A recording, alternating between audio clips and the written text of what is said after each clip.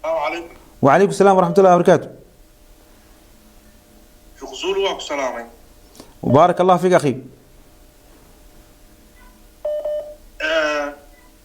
شيخ waxaan ku weydiinayaa hal su'aal.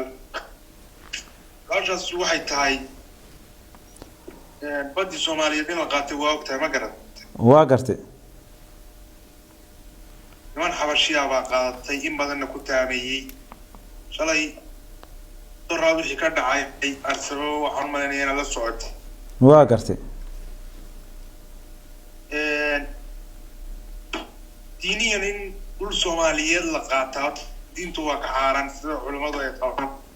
heshiiska meesha ka dhacay madaxdii Soomaaliyeed ee saxeexday oo dhulkii Soomaaliyeed xabasho iyo gaalo siisay xukunkooda muxuu noqonayaa?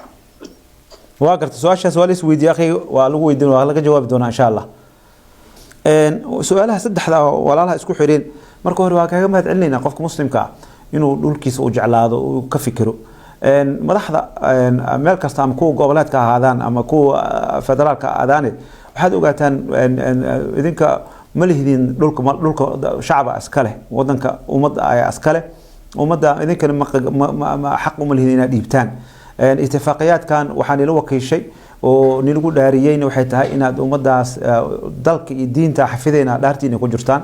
marka inaad dalka iyo diinta aad adigoo dan oo shakhsi ah oo aad xataa baarlamaana samaysatay inaad kala tashanin inaad diin dictator aan qataa go'aan iska gaartaa dhibkeeda leh. waxa la ilaahay ka cabsada, culimada meesha wadanka joogto waxa la arintaas ka hadla oo waxa ka aamusina maxay yeelay waxa kamid tahay waxyaabaha oo imtixaanka culimada bari oo lagu imtixaana kamid tahay حقا إن عدنا لو جنبنا الله شيء لوكاس قف بحكرة ملها أسجى ومدحوين هدول العق ومتك حدا ولا حرية ولا دلدلة ودين تعقبته مركا فما بالك هدول العقل يحضر إن الحرو إنه نقول ومتنا ويراه ددان سيدات هدنا عدو اسكو هاجري وكاتر بدن ونبله كوحان وح قطر إلهي سبحانه وتعالى وعن ليه هاي وحين رب طارة النافع وحلا يابا ومدن اسكو كينتو يكون ذوبان waxyaabaha markay waxyaabaha Soomaali baabi waxay tahay cadawgoodii ayaa baabacay markaas ayaga cadow isku noqdeen laakiin ummadda hal cadow yeelato iyada midoobayso marka in ummadda ka yimideen laha Ilaahay noo ka dhigo walaalka kale inta badan su'aalaha taasi u badnaan xaqiiqatan oo ah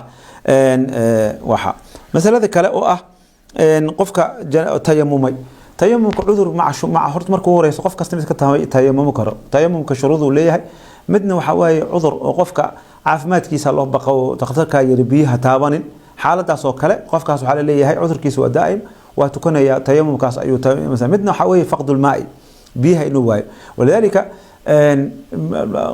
laba qool waa soo aroortay qofka inuu salaada soo celinin oo qoladii oo salaada asxaabtii tayamumka u sameysay qaarkood waxay yiri marka biyaha helna waa soo celin qaar ma soo celin nan wuxuu yiri nabi calayhi salaam ajirka ayaa asiibtay falakum al-ajr maratan leedihiin dadka salaada soo celiye kuwa kale wuxuu yiri asabtum sunnada asiibtayna ku yiri nabi calayhi salaam laakiin qolka raajix markaas oo la jamciyo oo jamcu duwayna daliilayna awla bi tarki ahadihima wal amal bil akhar qaa'idadaas ajirto la daliilka hadii la jamcin karo waa wanaagsan yahay waxa way hadii salaadii ay joogto wali oo duhurka ka tagin salaada oo biyaha hesha waa soo celinaysa salaada hadii laakiin oo duhurka tagay oo casr gashay salaada duhur masoo qaleynaysa casrka biyaha oo hesha kaliya ayaa ku tukanaysa insha Allah marka qadka telefoonka fiirnina hadii dad kale ay ku jiraan